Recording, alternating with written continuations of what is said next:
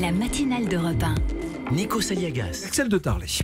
Bataille autour d'Essilor-Luxottica. C'est une bataille franco-italienne autour du fabricant des verres correcteurs. C'est la guerre des tranchées. Qui va prendre le pouvoir, les Français ou les Italiens? Voilà, c'est la question. Et donc on parle là d'Essilor. Essilor, c'est un géant français du CAC 40. C'est le numéro 1 mondial des verres correcteurs.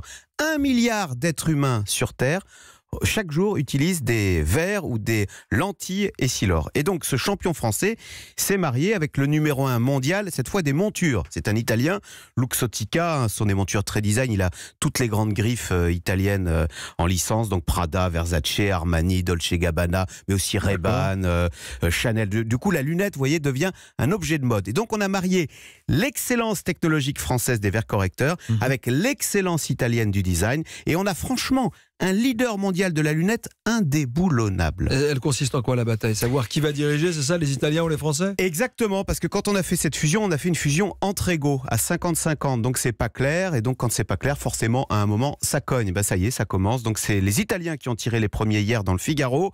Ils accusent les Français de se comporter en terrain conquis, je cite, comme s'ils avaient racheté Luxottica. Réponse ce matin du camp français, toujours dans la presse, qui dénonce des accusations graves et mensongères qui nuisent au groupe. De fait, l'action hier a chuté de plus de 6%, et les Français, eux aussi, accusent les Italiens de vouloir prendre le contrôle de cet ensemble. Il y a encore quelques semaines, on parlait des tensions politiques entre l'Italie et la France. Là, on est vraiment au cœur d'un différend commercial. Comment ça peut se terminer? Est-ce que le mariage peut être annulé, Axel? Non, ce mariage, il est consommé. La fusion a été faite en novembre dernier. Et d'ailleurs, c'est ça la bonne nouvelle.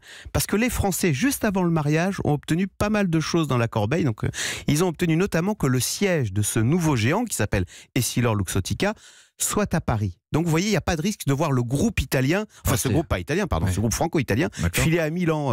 L'ancrage avec toute la technologie Essilor restera en France. Non, c'est vraiment une question de personne au sommet. Qui pour diriger ce géant? On a une vraie scène de ménage franco-italienne, donc des latins au sang chaud qui, gageons-le quand même, finiront par s'entendre, parce qu'à la clé, on l'a dit, voilà, on a un champion mondial indéboulonnable de la lunette, Essilor-Luxottica, 160 000 salariés, et avec un marché considérable, parce que sur Terre, il y a encore plus de 2 milliards de gens qui ont des problèmes de vue non corrigés. Axel de Tarlé, quotidiennement sur Europe 1, pour y voir plus clair.